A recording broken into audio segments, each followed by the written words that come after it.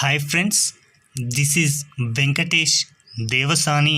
ఈరోజు మనం ఇండియన్ సొసైటీకి సంబంధించి అత్యంత ఇంపార్టెంట్ ఉన్నటువంటి టాపిక్ గిరిజన ఉద్యమాల గురించి డిస్కస్ చేయడం జరుగుతుంది. ఎందుకోసం అత్యంత ఇంపార్టెంట్ ఉన్నటువంటి టాపిక్ అంటున్నామంటే ఈ యొక్క ఉద్యమాలు గిరిజన ఉద్యమాలు అనేవి మనకి 2 సబ్జెక్టులో కూడా సిలబస్లో ఉండడం జరిగింది. ఒకటి ఇండియన్ హిస్టరీ పాయింట్ ఆఫ్ వ్యూలో చాలా ఇంపార్టెంట్, అదేవిధంగా ఇండియన్ సొసైటీలో కూడా చాలా ఇంపార్టెంట్ అండి. అలా ఇంపార్టెంట్ ఉన్నటువంటి టాపిక్ను కనుక మనం క్లియర్గా అర్థం చేసుకున్నట్లయితే ఎటువంటి ప్రశ్న వచ్చినా కూడా చేయడానికి అవకాశం ఉంటుంది. అందులో భాగంగా ఈరోజు ముందుగా గిరిజన ఉద్యమాలు అనేవి ఎందుకోసం రావడం జరిగింది మనకి ముందుగా తెలియాల్సిన అవసరం అయితే ఉండడం జరిగింది. బ్రిటిష్ వారి వలస పాలన దోపిడీలో భాగంగా గిరిజన ప్రాంతాలలో గల వనరులు దోపిడీకి పాల్పడడం జరిగింది.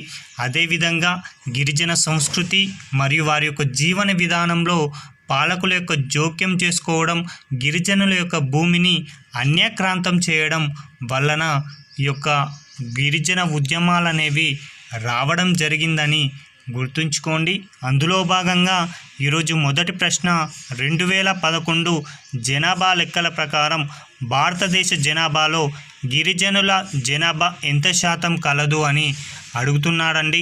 ఈ యొక్క సెన్సెస్ అనేది 2011కు సంబంధించి అని గుర్తుంచుకోండి.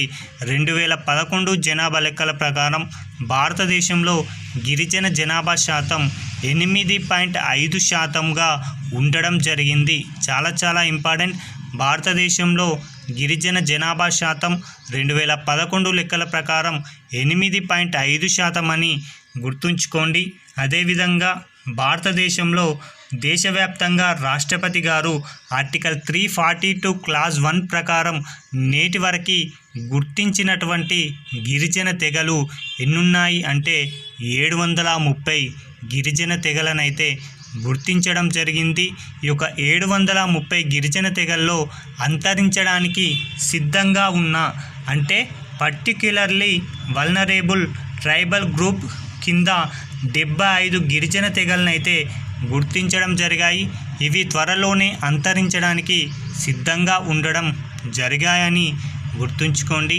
ఆ విధంగా పీవీటీజీల కింద తెలంగాణలో 4 గిరిజన తెగలని గుర్తించడం జరిగాయి. అందులో మొట్టమొదటగా గుర్తించిన గిరిజన తెగ చెంచులండి. ఆ తదుపరి కొండారెడ్లు, తరువాత కోలంలు, తరువాత తోటీలు అని గుర్తుంచుకోండి. ఈ విధంగా తెలంగాణలో పీవీటీజీలు అంటే 4 అని గుర్తుంచుకోండి. రెండో ప్రశ్న, స్వతంత్రానంతరం గిరిజన అభివృద్ధి కోసమై 5 సూత్రాలు లేదా గిరిజన పంచశీల సూత్రాలను ప్రవేశపెట్టింది ఎవరు అని అడుగుతున్నారండి. స్వతంత్రానంతరం జవహర్లాల్ నెహ్రూ గారు గిరిజన అభివృద్ధి కోసమై 5 సూత్రాలను ప్రవేశపెట్టడం జరిగాయి. వీటినే పంచశీల సూత్రాలని కూడా పిలవడం జరుగుతుంది. అప్పటి నుంచి ఇప్పటి వరకు గిరిజనుల కోసం ప్రభుత్వం అనేక విధాలుగా సంక్షేమ కార్యక్రమాలు చేస్తున్నప్పటికీ కూడా గిరిజన ఉద్యమాలు అనేవి సంభవించడం జరుగుతుందని గుర్తుంచుకోండి. ఇక మూడవ ప్రశ్న, ప్రముఖ మానవ శాస్త్రవేత్త మహాపాత్ర గిరిజన ఉద్యమాన్ని ఎన్ని రకాలుగా వర్గీకరించారని అడగడం జరుగుతుంది. మానవ శాస్త్రవేత్త అయినటువంటి మహాపాత్ర గారి యొక్క అభిప్రాయంలో గిరిజన ఉద్యమాలు 3 రకాలుగా వర్గీకరించారు. ఒకటి తిరోగమన ఉద్యమాలని, రెండవది విప్లవాత్మక ఉద్యమాలని, మూడవది సాంప్రదాయక ఉద్యమాలుగా వర్గీకరించడం జరిగింది. ఇక 4వదండి, సుర్జిత్ సిన్హా అనే వ్యక్తి గిరిజన ఉద్యమాలని ఎన్ని రకాలుగా వర్గీకరించారని అడుగుతున్నారండి. ఇతడు 5 రకాలుగా గిరిజన ఉద్యమాలని వర్గీకరించారు. ఒకటి జాతిపరమైన, రెండవది సంస్కరణపరమైన, మూడవది గిరిజన వ్యవసాయపరమైన, 4వది ఏర్పాటువాద, 5వది రాజకీయ స్వయం ప్రతిపత్తి. ఈ విధంగా 5 రకాలుగా వర్గీకరించడం జరిగింది సుర్జిత్ సిన్హా అని గుర్తుంచుకోండి. ఇక 5వ ప్రశ్న అండి, దూబే అనే శాస్త్రవేత్త లేదా దూబే అను సమాజ శాస్త్రవేత్త గిరిజన ఉద్యమాలని ఎన్ని రకాలుగా వర్గీకరించారని అడుగుతున్నారండి. ఇతని ప్రకారం 4 రకాలుగా వర్గీకరించారు. ఒకటి గిరిజన తిరుగుబాట్లని, రెండోది గిరిజన సాంస్కృతిక తిరుగుబాట్లని, మూడోది ప్రత్యేక రాష్ట్ర పోరాటాలు అని, నాలుగోది సంస్కరణ పోరాటాలని. ఈ విధంగా 4 రకాలుగా దూబే గారు గిరిజన ఉద్యమాల్ని వర్గీకరించడం జరిగింది. ఇక 6వ ప్రశ్న, గిరిజన ఉద్యమాలని కేఎస్ సింగ్ అనేటువంటి వ్యక్తి ఎన్ని దశలుగా తెలియజేశాడని అడుగుతున్నాడండి. గిరిజన ఉద్యమాలని కేఎస్ సింగ్ అనేటువంటి వ్యక్తి 3 దశలుగా అభివర్ణించడం జరిగింది. ఒకటి ప్రారంభ లేదా ఆవిర్భావ దశ, ఈ యొక్క కాలం వచ్చేసి 1795 నుంచి 1860 అని గుర్తుంచుకోండి. రెండవది గిరిజన సంస్కృతి పరిరక్షణ కోసం చేసిన ఉద్యమాలు, ఈ యొక్క కాలం వచ్చేసి 1860 to 1920 అని గుర్తుంచుకోండి. ఇక మూడవది జాతీయ ఉద్యమంలో గిరిజనులు పాల్గొన్న దశ 1920 నుంచి 1947 అని గుర్తుంచుకోండి. ఈ విధంగా గిరిజన ఉద్యమాలని కేఎస్ సింగ్ గారు 3 దశలుగా అభివర్ణించడం జరిగింది. ఇక 7వ ప్రశ్న, రంపా ప్రాంతంలో ఎవరి నాయకత్వంలో 1802 సంవత్సరంలో కోయాలు తిరుగుబాటు చేయడం జరిగిందని అడుగుతున్నారండి.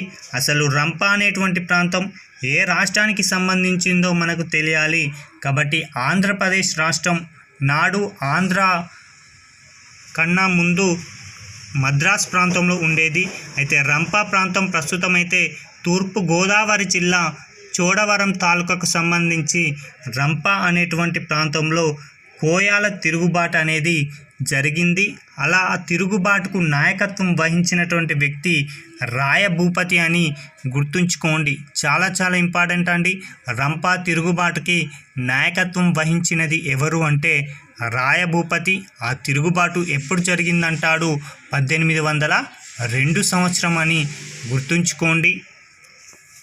ఇక 8వ ప్రశ్న, 1822 సంవత్సరంలో పశ్చిమ కనుమల్లో రామ్సే తెగలు ఎవరి నాయకత్వంలో తిరుగుబాటు చేశారో అని అడుగుతున్నారండి.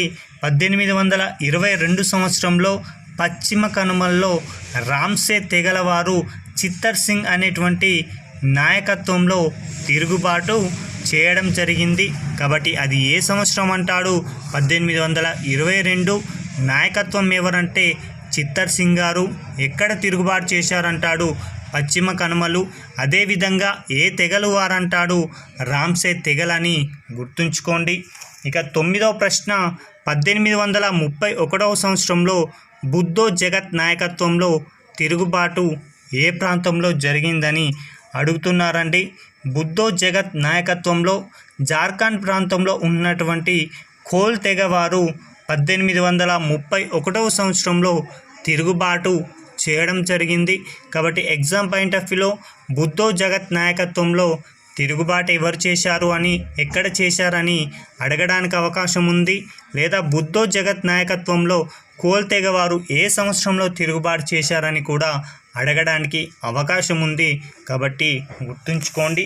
ఇక చివరి ప్రశ్న ఈ రోజుకు సంబంధించి 1829 నుంచి 32 సంవత్సరాల మధ్య కాలంలో కేడా గిరిజనులు కాశీ మరియు జైంతియా కొండల్లో ఎవరి నాయకత్వంలో తిరుగుబాటు చేశారని అడుగుతున్నారండి. తీరత్ సింగ్ అనేటువంటి వ్యక్తి యొక్క నాయకత్వంలో 1829 నుంచి 32 సంవత్సరాల మధ్య కాలంలో జైంతియా కొండల్లో ఉద్యమాన్ని నిర్వహించారు. ఈ యొక్క ఉద్యమాన్ని నిర్వహించడానికి ప్రధాన కారణం బ్రిటిష్ వారి రోడ్డు నిర్మాణానికి వ్యతిరేకంగా వీరు అయితే తిరుగుబాటు చేశారని గుర్తుంచుకోండి. ఇవండి ఈ రోజుకు సంబంధించినటువంటి ఇండియన్ సొసైటీకి సంబంధించి ముఖ్యమైన ప్రశ్నలు. మరికొన్ని ప్రశ్నలతో తదుపరి వీడియో కనుక డిస్కస్ చేసుకుంటే గిరిజన ఉద్యమాలు అనేటువంటి టాపిక్ మనకి పూర్తి కావడం జరుగుతుంది. Thank you.